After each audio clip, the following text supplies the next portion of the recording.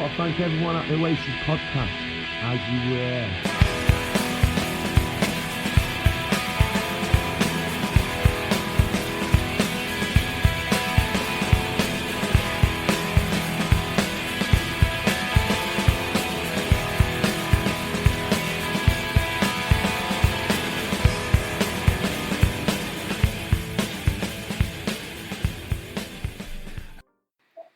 On the day of the sixth form ball in the golden summer of 1997, when Radio 1 played the track, and I remember caning that and the B-sides, which also came out that day, which we rushed to get a tape in the machine to capture as well, and thinking it was possibly the greatest piece of music ever recorded by anyone ever. It was certainly the most ambitious Oasis recording at the time in terms of all the backward singing, and the production was just immense. I still think it might be today, even at the end of the recording career, obviously.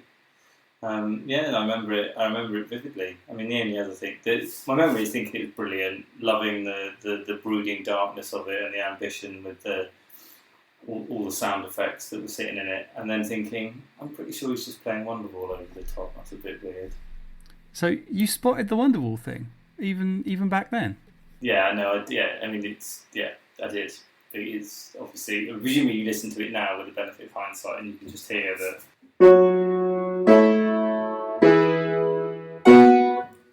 But it's literally the fact, do you know what I mean, that you could play the Wonderwall intro, drop the Liam vocal from Do you know what I mean notes. We wouldn't even need to change the key. He's playing the same chords in the same key, in the same way. You know, if someone else had done it, if that had been a song by, I don't know, Northern Uproar, you'd be like, well, hang on a second, that's got to be copyright, surely. So there was also Travis writing To Reach You as well, around the same time, that had the same chords. It's not exactly the same. Well, no, it's the same chords as the Wonderwall chords, right? No. No, because Write for Reach You has only got the first three chords, hasn't it?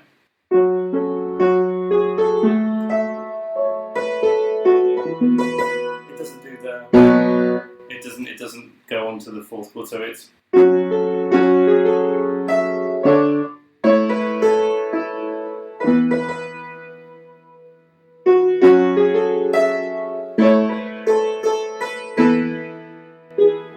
It doesn't go to that look for. I mean, it's clearly referencing Wonderwall because he sings about it in the way through. But the opening section, so the verse before you get into the My Maker bit, is just the Wonderwall chords. In fact, I'm sure you can find. I've seen it. Hayes might even have done one, like a splice of Do You Know What I Mean and Wonderwall.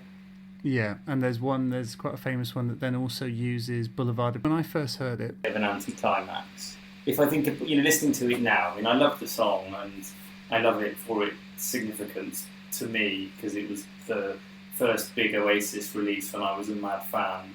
Yeah, as having sort of, I really got into the band when Morning Glory came out, so it was the first thing I was actively anticipating the release of that song for every day from the Don't Look Back in Anger single onwards. And but the chorus, I don't think is one of his better ones. I think he's written far better choruses, partly because everything that comes before it is so utterly brilliant. Yeah. Than the chorus, and the chorus is just it's got the same melody that he uses in Slide Away repurposed. So you can sing Two of a Kind Will Find a Way to the same tune as All My People Right Here, Right Now. As opposed to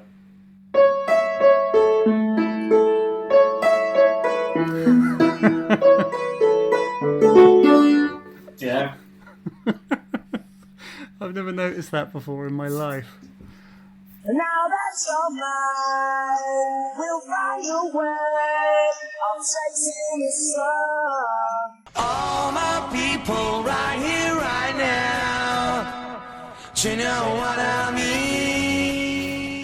But and it's also, and the other thing about it, because when on the original, because it's all so massive and dark, it's like can I hear strings in a massively dirty rock song? I'm not sure I can. It must just be some electric guitar like wailing away in the background. And then the 2016 rethink, the Nolan, it's like they put strings on it. How mental is that? Well, I don't know. On the episode I did with, I think it was the episode with Romesh Doden Goda, the producer, he said that he'd heard, I don't know whether this was from an Owen Morris interview or something, but that what Owen did is he recorded the whole string section, but then when they put it onto the record, they played it through like a shitty little guitar amp. So that's why it sounds like that on the record. And then right. Yeah, and then when they get to the rethink, it's like, oh wow, like there is this whole orchestra on it. Well, and the bit where it sort of drops into the I Met My Maker bit is the same refrain on the strings, pretty much note for note, that you get at the start of the master plan, you know. Yeah. That's right at the start of the master plan. It's also there in, you know, so pretty much the end of the last album. One of the string refrains is borrowed for the first track on the next one.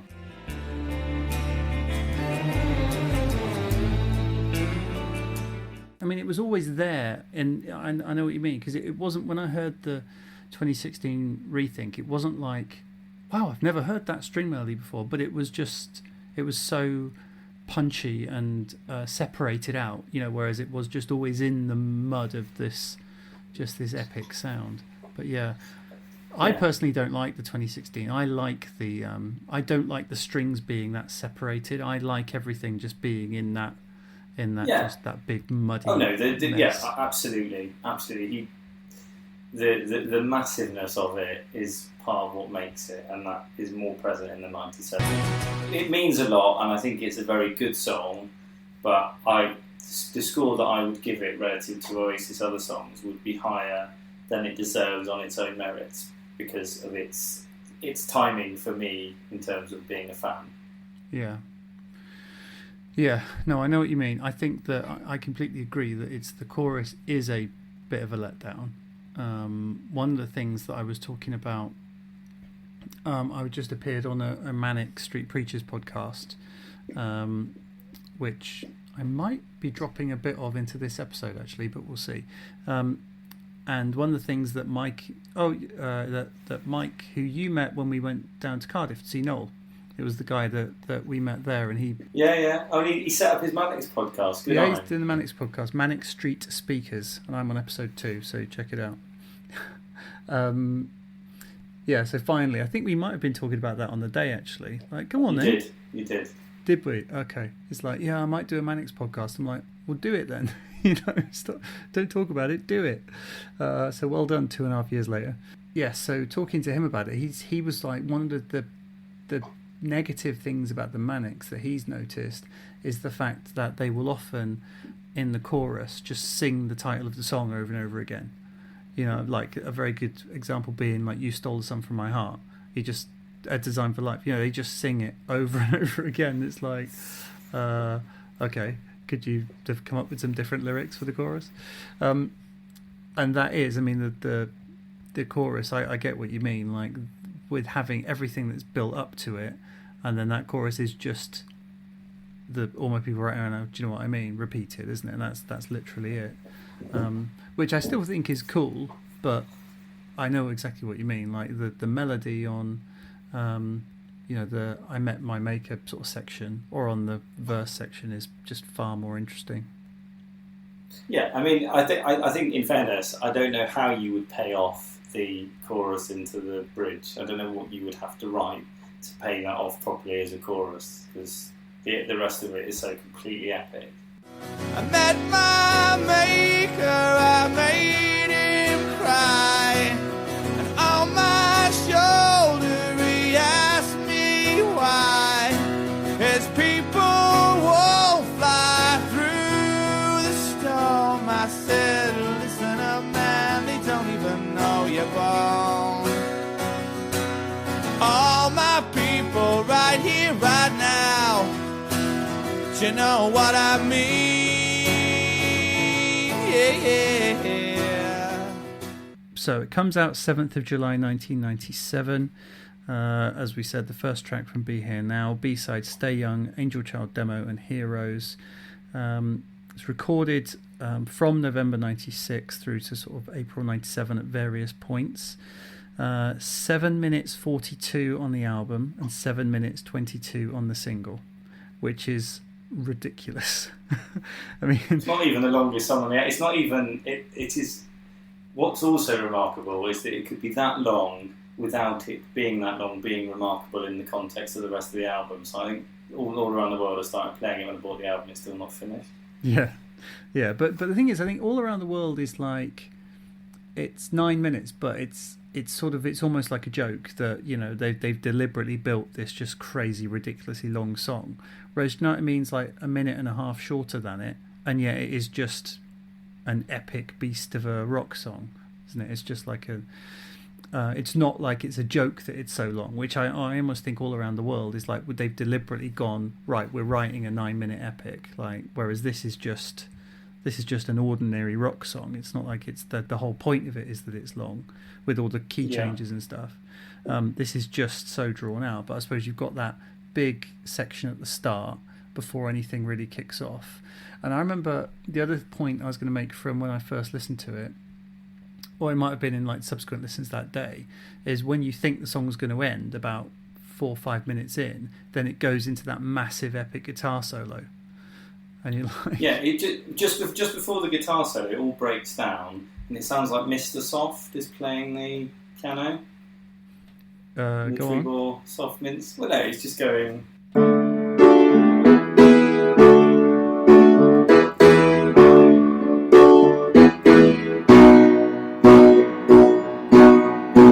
then into the guitar solo, but just the sound of the piano is like, if you imagine the Treble Soft Mints advert with Mr. Soft like bobbing through like the blue world and bumping into stuff. If he was playing the piano, that's what it would sound like. What have you been drinking, Joel? Not had a drink for a while, actually. Laying off the booze in lockdown. Mr. Soft, won't you tell me why the world in which you're living is so strange? Oh, Mr. Soft, how come everything around you is so soft and rearranged? Bite through the shell of a tree boar spearmint soft mint, and everything turns chewy and soft. They're crispy on the outside. The other thing I would say about the sound of the recording, I think the drums on, do you know what I mean? The drum sound, do you know what I mean, might be the best drum sound that Oasis ever got. Do you think so? Oh, it's fantastic. Yeah. It's just those. I mean, obviously everything is enormous, but it sounds like he's hitting about 50 snare drums every time he plays. In the UK, it sold 162,000 copies its first day of release, 370,000 copies by the end of the week. It's Oasis' second biggest selling single in the UK, with sales of 745,000, achieving platinum status in the process. So let's just talk about the packaging. So we got the cover photo is very, very cool. It's a Microdot original. Brian Cannon in front of has got the guys in front of a staircase in Wigan, and everyone's looking the other way and they're looking that way, which I just think is very interesting. And it's one of those ones that people can like go and find those steps and have their photo taken there, which is good. And I remember like it was a the actual CD itself, the cover, it was cardboard, wasn't it? It wasn't like a plastic case like the previous ones had been. The music video, directed by Dom and Nick, is set in sort of post-apocalyptic, and they're playing, and there's helicopters flying around, and there's people charging around with flares and stuff. And I just thought it was amazing. I just thought it was incredible. Noel's playing a flying V. Yeah, which is, you know, never seen before or since. Like Noel Gallagher playing a proper rock, fingers in the air guitar. Yeah. Doesn't suit him. It does. And you know where that flying V is now? Is it in Texas with Brian Garcia? Yeah, of course. Yes. So I loved it. I love that video. I just thought, as an encapsulation of what the song is all about, it had to be that. Although it's quite interesting that like the fact it's helicopters. Is it helicopters on the record? And there's helicopters on the thing, but I don't know if it's like a sample of helicopters on the record. You've got a sample of aeroplanes on Morning Glory, but I don't know if it's sample. Yeah, I think there is, isn't there? I thought there was, but I mean, I might be conflating it with seeing the video. Yeah. But again, helicopter noises, atonal, fine to have at the start of a song. Sirens, not fine unless you work them into the tune. Shall we? Because that's an interesting point about the lyrics. I'm going to Google them, even though I know them off the top of my head, so I don't quite know why I'm Googling them. The opening line, step off the train all alone at dawn back into the hole where I was born, the sun in the sky never raised an eye to me, is a brilliant autobiographical line about going home to Manchester. Yeah. There's a lot of going back to Manchester stuff, like in Follow Me Down to Capital City in the Sun, so there's like going to and from Manchester, isn't there? But yeah, into the hole where I was born. It's quite rude. I've watched I saw like a YouTube video of people like a sort of a newscast of, they went back to Burnage and were playing the song to people in the pub, and they were like, hole where I was born. They weren't too happy about it. At the lads' local pub, they weren't too impressed with the new single. The hole where we came from, you know, the hole that they're on about, it's like referring to Burnage where we live. I mean, they are Burnage lads at the end of the day. But musically, they think Oasis have done Burnage proud, especially the song Stand By Me. I thought it was brilliant. Yeah, he's got the voice for it. Yes. So have the boys turned their backs on Burnage. They've become idols to millions, sold countless records, and are friends with the Prime Minister. Liam recently said that Oasis are bigger than God. That may be open to contention, but as he sums it up in Saint-Tropez, and the people of Burnage shelter from the rain, he must be glad he doesn't have to be here now. Paul Kittel, Burnage, 5 News. You lucky man, Paul. And then we get into so that's brilliant. And then Noel's like, done. Wrote some good lyrics. Now let's just get some song titles. The Blood and the Tracks, Bob Dylan. They Must Be Mine. Fool on the Hill and I Feel Fine. Well done. That is terrible. That doesn't even make sense. It doesn't even scan as a sentence. Fool on the Hill and I Feel Fine. That is bad. That is a real, like, oh, come on. I mean, it's cool now because it's part of history, but you know, it was lazy. And I do remember reviews of the album saying there's some very obvious Beatles references, probably more so than they'd ever done before. And that is probably the almost playing to it. It was almost like it's gone beyond homage and onto pastiche. Yeah. No, I agree. Don't look back because you know what you might see. Look into the wall of My Mind's Eye. So My Mind's Eye is the Small Faces song. In my mind's eye. Pretty sure that's how Steve Marriott sings it. Yeah, exactly. The greatest soul voice, the greatest white soul voice this country's ever produced, and that's not you. I think I know, but I don't know why. That is shite. Look into the wall of My Mind's Eye. I think I know, but I don't know why. The questions are the answers you might need. Now that is deep. It's like wannabe deep, isn't it? That could be on Blue Moon Rising, couldn't it? Yeah. The questions are the answers you might need. I like this. Coming in mess, going out in style. Coming in a mess, going out in style. I ain't good looking, but I'm someone's child. No one can give me the air that's mine to breathe. I like the first half of that. I think the second half is a bit mystical. No one can give me the air that's mine to breathe. But the thing is, Joel, this was basically like the template for all the lyrics you wrote for our band, basically, wasn't it? It's like, but I was a 17-year-old and didn't know any better. I mean, to be fair, we've discussed the verse lyrics to this song, and there's some genuinely good lyrics. Abstract from the fact that it's in a brilliant piece of music. Yeah.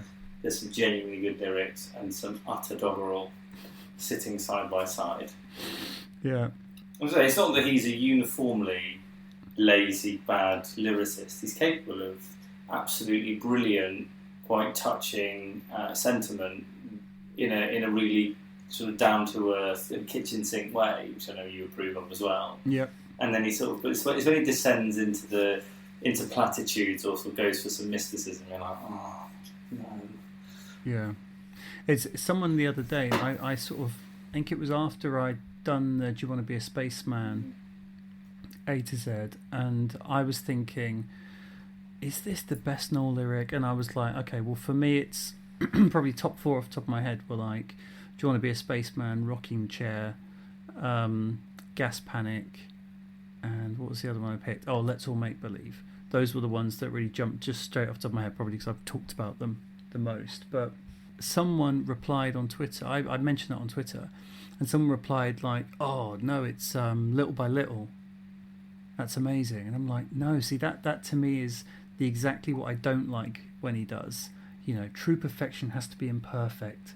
I know that sounds foolish, but it's true.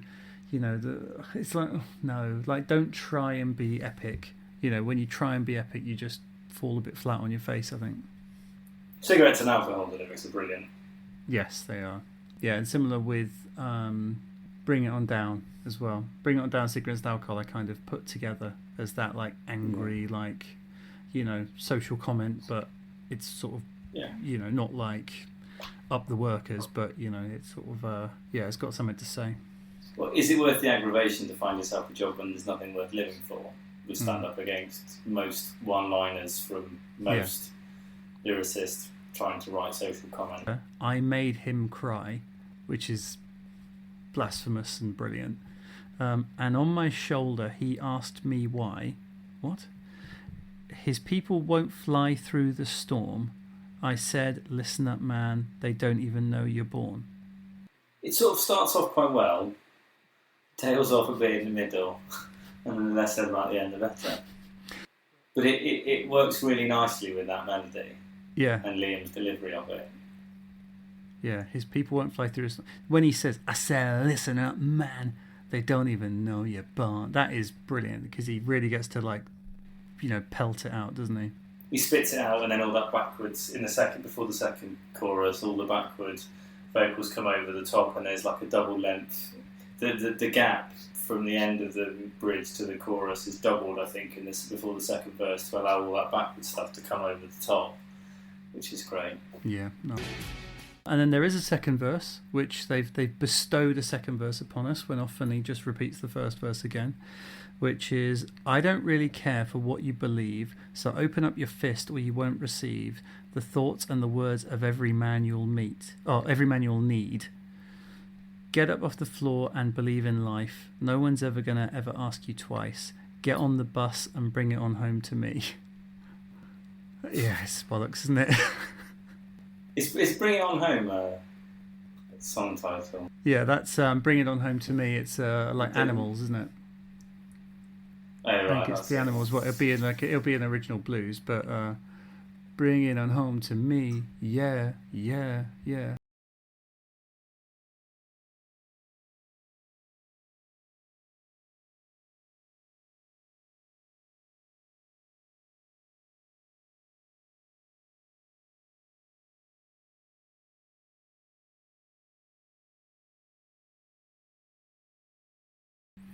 Yeah. You know, so it's pretty, so for that reason, I suppose, like, if you're analysing it note for note, it's not great, but for the fact that, you know, it is so memorable, yeah, absolutely, it does the job.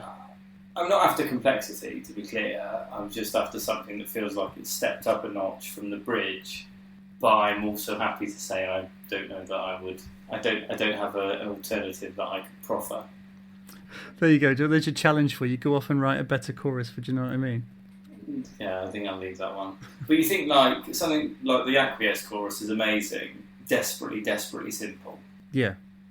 Yeah. So it doesn't have to be complex. It just has to be. Just has to feel like it's stepped up a notch from where the bridge took you. You know, I mean, that's a pretty standard thing to do. Songwriting, your choruses, you pay off, you build up, and then the choruses, you pay off. But it's almost like, yeah, like you said, how can you even pay off that a bridge that good?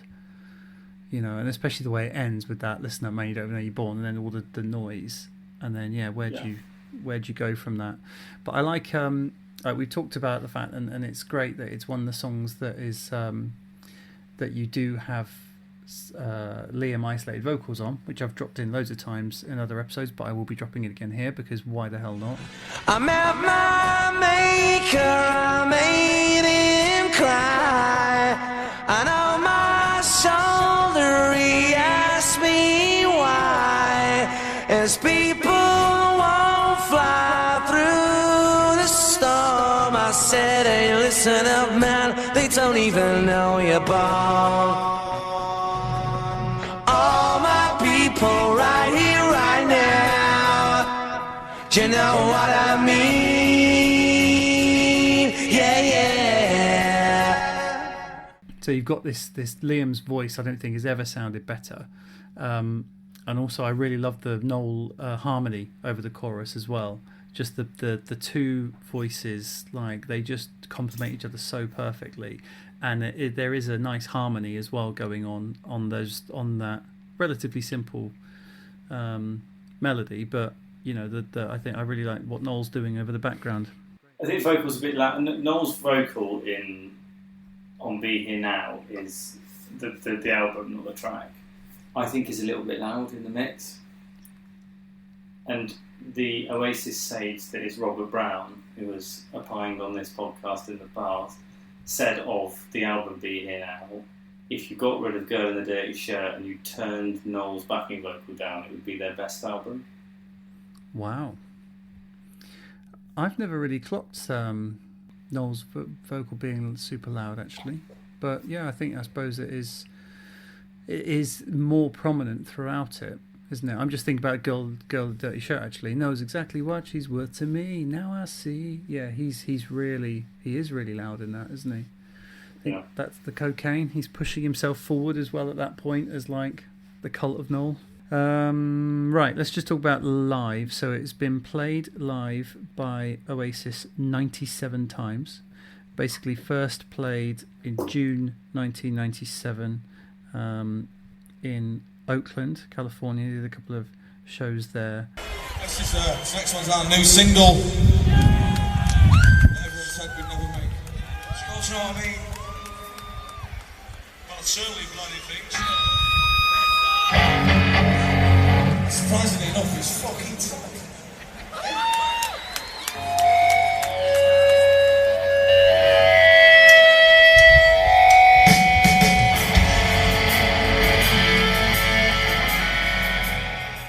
Liam gets the words wrong, which is quite entertaining. Whether or not he got them wrong or they were just written that way at that time, I don't know. Probably he got them wrong.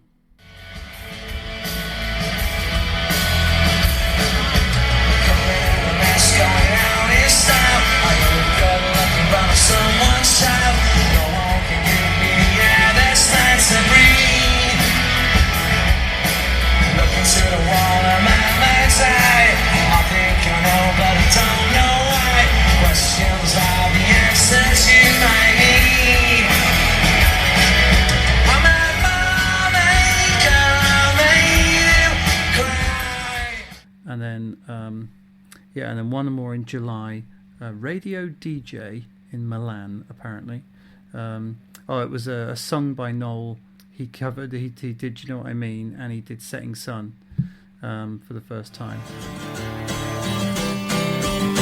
You said your body was young, but your mind was very old.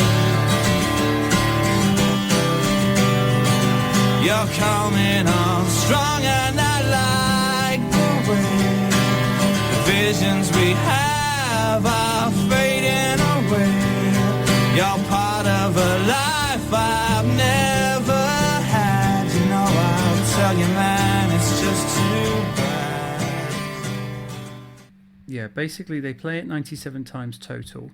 They play it all through the Be Here Now tour, which ended Palacio de los Deportes, Mexico City, March 25th, 1998. Then they play it February 29th, 2000, Yokohama Arena, Tokyo. And then they play it again in May 23rd, 2002, Tokyo. And then so they did it basically throughout that first set of shows in 2002 on the Heathen Chemistry tour, including up to like playing in Stockholm.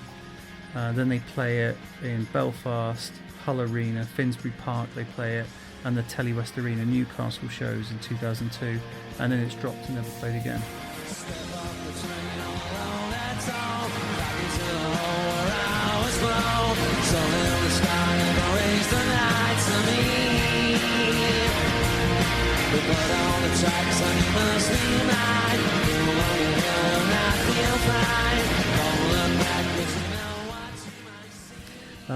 And I always thought it was a tricky one for live. It's not one that sticks out. I think that live it struggled a little bit, and similar to when Liam played it, because obviously Liam's played it quite a bit as well. He's played it 38 times. Yeah, and I've always thought it was a tough one to recreate live, just because there's so much going on the recording with all the backwards vocals and backwards sound effects and stuff. It's hard to replicate live. So it's not one that sticks out as being, oh, it's an amazing live track. You know what I mean? No, it was. I never saw it played live, but there's that G-Mex gig from '97 that everyone's seen. Yeah. And I remember seeing it on that and being pretty underwhelmed by it. I was as underwhelmed, but you know what I mean, as I was loving Fading Out. Fading Out at G-Mex, yeah, that is great at G-Mex. Do you think it was the right choice to be the first single? Do you think it was the right placing on the album? I remember talking about our friend Robert as well, that he'd said he thought it was right for it to be first track on the album. So it's like, okay, there's the first single, and now here's the album. That was what he thought of it. I remember at the time. Yeah, I don't disagree with that, and I think as a comeback track, if I was picking from that album, that would be the one I picked. I think the problem with it was, from an expectation perspective, is you heard that and you're like, oh my goodness, they're going to go all techno and it's going to be wacky and out there because they've got all this backward stuff on the first track they released.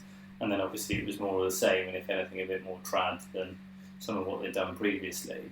So I think it perhaps set an expectation that the album then didn't live up to. Right, got you. But that's not a reason not to use it as the opening single. I mean, it was great. It was the perfect comeback. It was like all the swagger. It was like all the swagger from the last album, but it's even louder and even more in your face, and there's even more of it. Yeah, and screw you, radio. You have to play our 7-minute, 22-second long single. Yeah, exactly. Do you think that Stay Young would have made a better comeback single? Because that's what a lot of people were saying at the time. Wow, that Stay Young's actually the better song. No, because it's a brilliant song, Stay Young, but it's probably a bit light, isn't it? LITE to be a single, to be a statement comeback track. Yeah. And the fact that the arrogance of the band to hear that, record that, and be like, stick it on the B-side, stick it on the B-side, stick it on the album. It was part of the comeback EP, wasn't it? With the other two songs that weren't particularly good, but Stay Young, you know what I mean, very exciting when we heard them first. Yeah, I loved Angel Child actually. I thought the cover of Heroes completely pointless, but yeah, Angel Child I've always had a soft spot for. It's a good song. It just isn't. And I'm judging it only against the Wonderwall single or the Don't Look Back in Anger single. Yeah, no, you're right. You're right. When you put it like that, yeah, that is quite a lot to live up to. Cool. Good. All right. Well, that's it. Any closing thoughts on Do You Know What I Mean? Do we give it a score? Do you give these things a score, or do you just leave it to the punters? No, well, we do the old... Oh, yeah, hold on. Let's see what the Twitter score was for it. That's what we do, isn't it? Well, go on. What would you give it then out of 17? I give it 14 out of 17. Good. I think it would be a 4 out of 5 for me. Okay. Not a 5 out of 5. Well, here we go. 5 out of 5 got 51%. 4 out of 5 got 36%. 3 out of 5 got 11%, and 2 got 2%. Who would say 2 out of 5? Do you know what I mean? Seriously, I think that's just people doing the wind up. I think. Yeah, well, I mean, it's a 4 out of 5, but it's a solid 4 out of 5. It's like a 4.3 out of 5. Right. But as I said, it's very long, and the chorus doesn't quite pay off all of the build-up that comes before it. Cool. All right. And I would reserve 5 for a select few songs. It wouldn't be like, oh, I love Oasis 5, 5, 5, 5. I would be giving them out sparingly, so there wouldn't be any 5s on Be Here Now. What about Don't Go Away? Don't Go Away's a 5. I hate the Don't Go Away mid-lane. You and me, what's going on? Yeah. That's the best And the bit. little guitar bit that comes into 5. Now, the song is brilliant. The chorus is incredible. I love the brooding verse, and that's a great example of like brooding verse. Like the chorus sort of drops, the bridge drops down and builds up, and then the chorus is this massive payoff of "Feel the Pain" by the Real People. Yes, definitely. Cool. All right. Well, I've got all the Twitter comments here, but I'll just do that separately. I don't, because you'll just be sitting there like, yeah, okay. Yeah, so brilliant. What do you think, Joel? I've already given my view. Yeah, cool. All right, mate. Well, thank you very much for your time. Greatly appreciated as ever. Yeah, it's always a pleasure. Nice to chat Oasis with you, James, as ever. And speak soon. Thank you, man.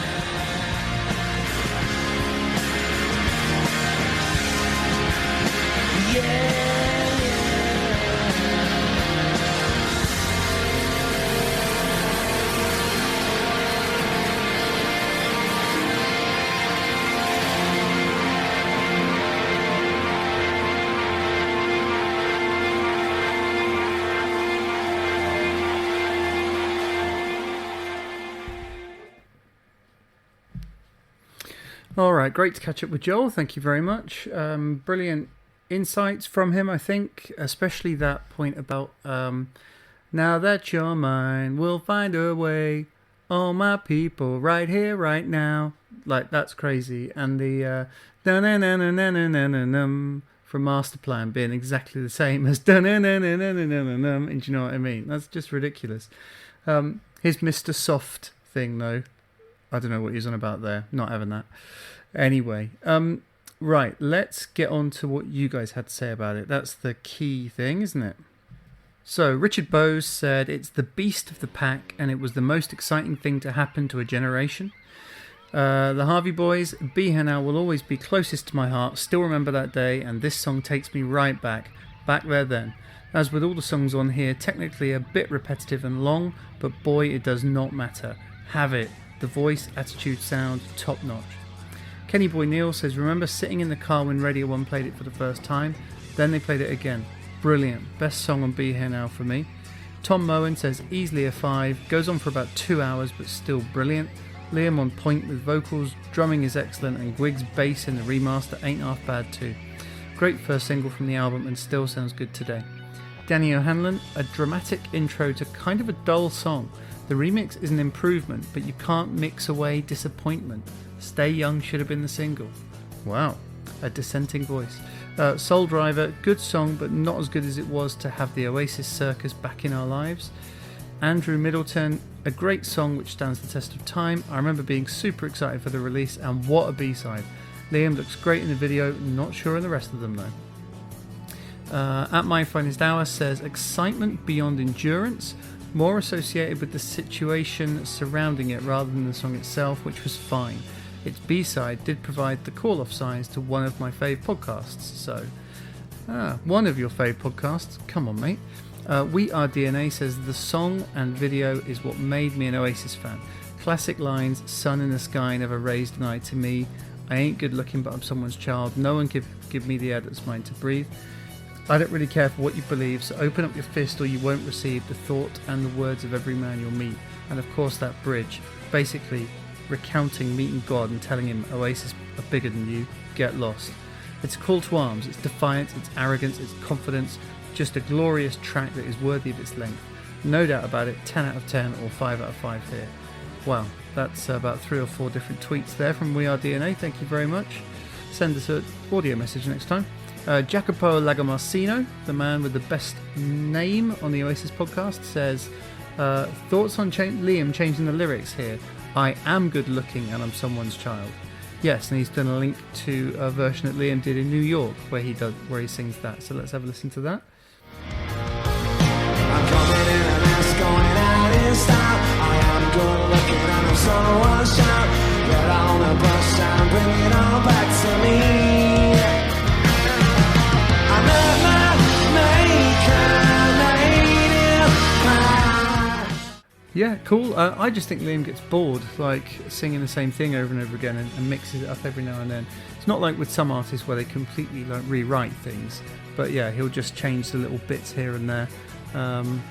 Like on the MTV Unplugged when he sings Bod Only Knows, because Paul Gallagher, his brother, is known as Bod, and he was in the audience and stuff like that. So stuff like that happens. But yeah, it's cool. Ian Davis says, one of my all-time faves, this mate. I remember it so well, coming on top of the pops one night after school. Immense. The helicopter, the drums, bang, it's a belter. And Matt Fortet says, I always thought it was an aeroplane on the record. A helicopter is mentioned on most Oasis podcast conversations about it. Yeah, is it a plane or a helicopter? Don't know. I think it sounds a bit like a helicopter, but who knows. Brianna Westervelt said, is it really about their dad, as stated in the Quietus article, or was that really reaching? I don't know. I asked on Twitter about this earlier. What do we think? Is it about his dad? Is it about God? A bit of both, or just absolute bollocks? And I think, God is generally what people think. There's quite a few songs around this time talking about having a conversation with God. So yeah, don't know. Could be. Bit of both. M Fortet says, in my top 5 Oasis songs, no doubt. Attitude, Swagger, Flying V, it's got the lot. Supernova Terraceware says, absolute stomper of a tune. This was Oasis at their absolute peak. The anticipation of this song as a 16-year-old after What's the Story was unbelievable. This paired with the video was just the coolest thing. Shades on, jacket zipped up. The B-sides were pretty good too. Neil at Neil Hogg, 1980, totally agree there. I was 17 and the weight and height was unmatched. Then came the video. It was like, yes, they're back. Saw the jacket in a shop once and saw the price tag. It promptly got out back. Still stands up as a good song too, and yes, that B-side. Dennis Ziostra says, I still get goosebumps when Alan's drums kick in after 40 seconds. Musically, one of the best Oasis songs ever in my opinion. So much going on. And Gerhard Erasmus said, yes, forgot about those drums. Epic. Smitty 3x3 said, love the bass and strings on the NG remaster. Amazing. Ali Stewart says, never forget the goosebumps listening to the first play when those helicopters kicked in. Reminds me of crazy but exciting times. Mark Nolden says, ridiculous, over the top, utter brilliance, a song that defines a snapshot in time, doesn't sound dated now, in my top 5 Oasis tunes of all time. Magical nonsense. Harris at Craven43H2 says, pure Oasis, literally making a song about what 90% of their sentences end in. Love it. That's a good point. I didn't say that. Yeah, the fact that they say, do you know what I mean? Do you know what I mean? All the time. Yeah, it's quite funny that, I suppose. And Gerhard Erasmus also said, Oasis fans come from many different musical walks of life. I'm a Queen fan, so I never had a problem with massive productions such as this and also Be Here Now. Freaking love this song. Live versions such as G-Mex were brutal. Yeah, let's have a bit of G-Mex, shall we? Because we mentioned that before and didn't play it. So, yeah, here's G-Mex.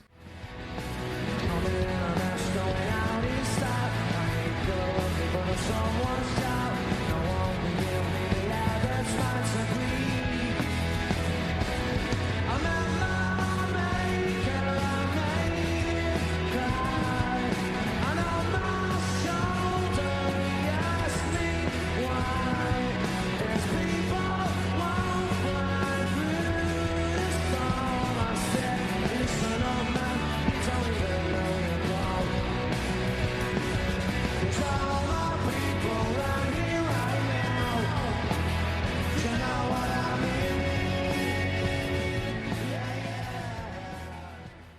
Khan Might Say says, love the lyrics, love the audacity to use the same chords and key as Wonderwall, but the fact it sounds so different to Wonderwall is a testament to Noel's melodic prowess. Also love the guitar solo and blatant rip-off of Andy's guitar riff in Step Into My World. I haven't noticed that before. Let's have a bit of that.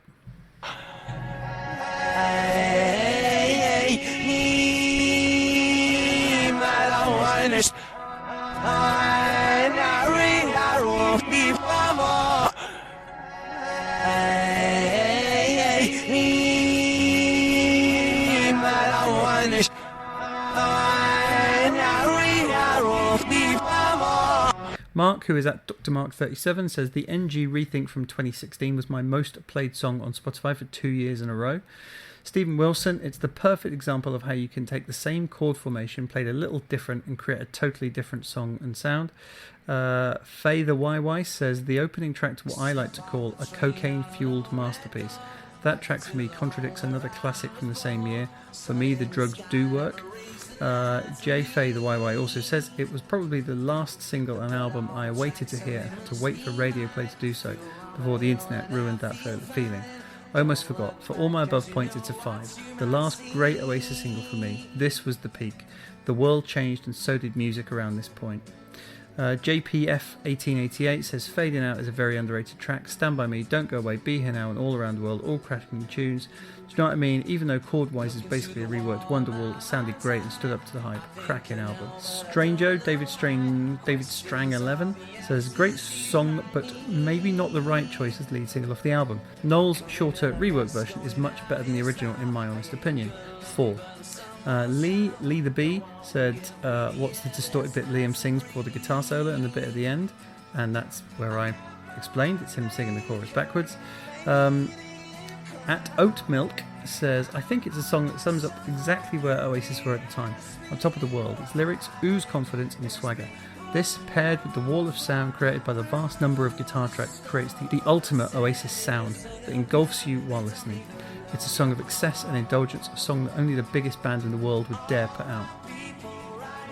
Jared Wallace says it's a good song. In the history of the band, along with Nebworth, I think it marks the apex of their rise as a relevant music force. I remember on the day it was released, Sky One did a programme, including a busker, comparing what he got from playing this versus Wonderwall. Gary Ilston says, remember the time I heard this? It had been a while since anything had been released and it came on the radio. I had goosebumps. There was an energy pumping through my veins that only Oasis have been able to achieve. Absolutely.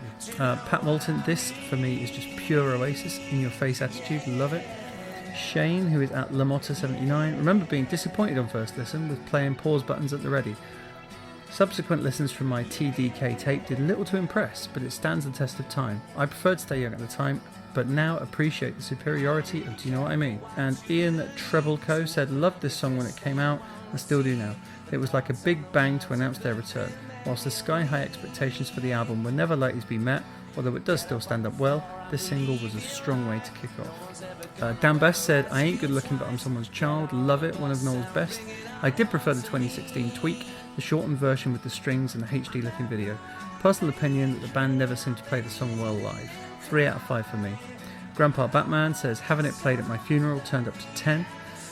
Cool, I'll be there. Neil Sharp says, brings back amazing memories of them being the biggest band in the world. Clearly remember Radio 1 playing the song on the hour every hour when it first came out. The NG Rethink a couple of years ago is my preferred version, as you can hear the strings and bass. Very rare and Be Here Now. Neil Hogg 1980 says, the only single I've ever queued to buy, the only single I've held my breath for, the only single I phoned home to make sure it was taped off the radio, the only single I've learnt the words to before it's released, the only single... Well, you get the idea. Cheers, Neil. Edward Loftus says, iconic Be Here Now moment.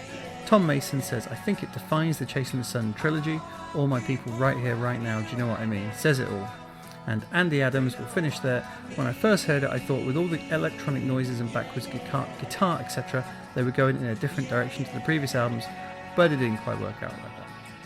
So there we go. So let's have a listen to what you guys have had to say about it. Let us hear from Brendan in Australia. Hi James, my name's Brendan Gaspari. I'm an independent musician from Perth in Western Australia.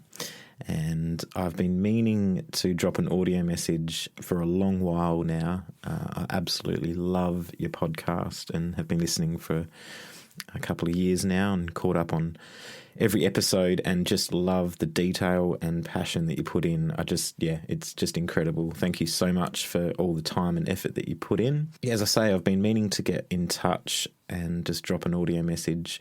And with the recent A to Z being, do you know what I mean? I thought it would be a good opportunity to just make the time. Back in 97, 98, Be Here Now was the first album that me and my brother bought. He was a couple of years older than me, and we went halves in buying it. We got Be Here Now in, I think, probably late 97. And by the time 98 came round, we lived in a little town called Albany, right in the bottom left-hand corner of Western Australia.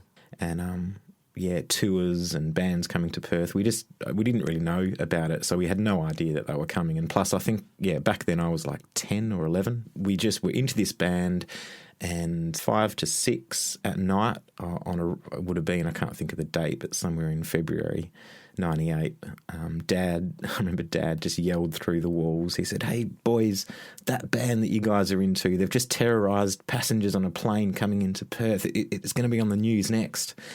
And I remember we were playing music or whatever we were doing and just ran in because we were just so excited by this new band. And we've all seen the video of them coming into Perth in 98 for their tour of Australia, and that was just so massive for us. Just such a massive impact to get the album, and then for them to tour and all that went on that tour. When we got the Be Here Now album, I remember distinctly putting it on, and for whatever reason our CD player at the time just did this random thing. Well, actually thinking of it now, it was probably on a random setting. So it didn't start from the start, and it just started at track number 5. And being like 10 or 11, just hearing I Hope I Think I Know, just like it was loud. I remember like the stereo was loud. And it just blew my mind, like to hear that kind of music, whatever we were listening to at the time. I can't really remember, but oh man, far out. And then from there kind of like went back and started from the start. But so I Hope I Think I Know has got a very special place. One of my favourite moments in Be Here Now, I know there's a lot of guitars and all of that, but the guitar line that comes after Kicking Up a Storm, that little bit after there in them sections in the chorus, that guitar line to me was just fucking awesome and just so cool. Looking at it now, it's basic, but man, back when I was 10 or 11, it was just awesome. So maybe when I comes up in your A to Z series, I can contribute something to I Hope I Think I Know, a breakdown of the guitar chords or something like that. So much like yourself, James, there's no Be Here Now hate from me. I absolutely loved the album back in the day and still love it now, for what it is and for what it meant. I can't actually remember when we got the Do You Know What I Mean single, but I have very vivid memories of hearing Stay Young for the first time. I know it's one of your favourite, and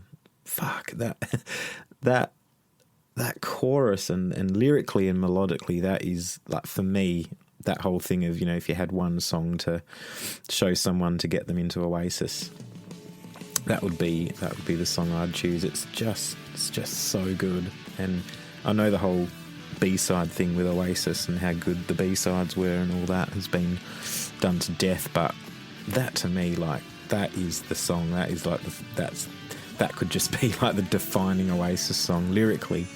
And that chorus, it's so catchy and so good. I've seen Oasis a couple of times for the Heathen Chemistry and Don't Believe the Truth tour.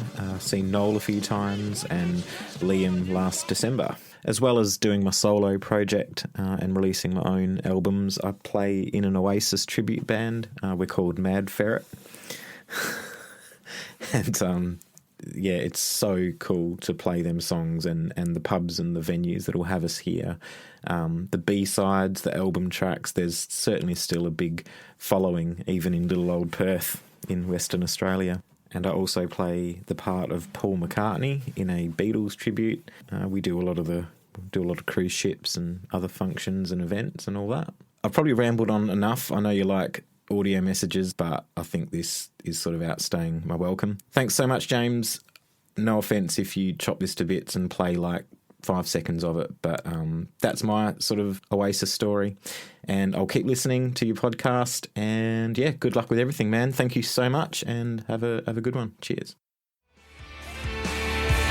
Just a sec, something needs to be said. I wake up and dread the day ahead. I'm over it all before I've even left my bed. All this time hanging on for a better day.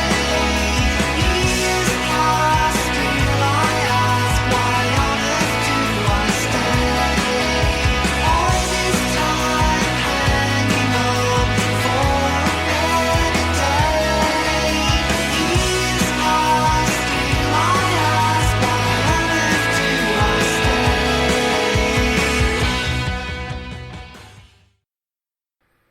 Cheers, Brendan. Absolutely brilliant. And I didn't chop any of that out. That was all. That was everything that Brendan sent over. Fantastic, great stuff. It's just amazing to me to think that the same point 17-year-old me is listening to that tune. 11-year-old Brendan over in Australia, in Perth, was listening to it or whatever. It's just mad. And so if you need an Oasis tribute or a Beatles tribute in Perth in Australia, you know where to look. And that was a snippet of one of Brendan's tunes, and you can check the link in the description where you can find out where you can hear more of his stuff. All right, who we got next? This is Luke from South Korea by way of Ireland. Over to Luke. Hi James, hope you're doing well. First of all, fair play for getting on that popular quiz show recently, and don't worry about not winning the money. There's no point in chasing yesterday. I can see the tumbleweed now. So moving on from that terrible joke, I will crack on with my review of Do You Know What I Mean. It's one of the best Oasis songs in my opinion, and I think the whole Be Here Now album was criminally underrated. I'll always remember the first time I heard it. I was about 7 years old and I walked into my dad's shop. He told me to wait a minute and he went into the back room to put his stereo on. Next thing, I just hear all of these loud helicopters and then Liam's vocals kick in. It just blew my mind. I'll always be grateful to my dad for memories like that. The music video for Do You Know What I Mean was amazing. It had helicopters, flares, tambourines. What more could you want? I remember when Noel narrated the old videos, he said, "Those helicopters cost a fucking fortune." I'm sure they did. This video is my favourite Liam look. That haircut, the shades and the parka, it's iconic. Absolutely peak Liam. The song just gives off such an energy. Look up attitude and swagger in a dictionary and it should link to this video. The lyrics are top drawer as well. Coming in a mess, going out in style. I ain't good looking but I'm someone's child. No one can give me the air that's mine to breathe. Noel was on fire when he penned this. And also their Top of the Pops performance of it was pretty legendary too. At the end, the crowd just come up on stage with them. Noel even gives them a hand. They released the remastered version of Do You Know What I Mean in 2016, as I'm sure everyone's aware. But as Liam said at the time, how can you remaster something that has already been mastered? Cheers for having me on, and all the best.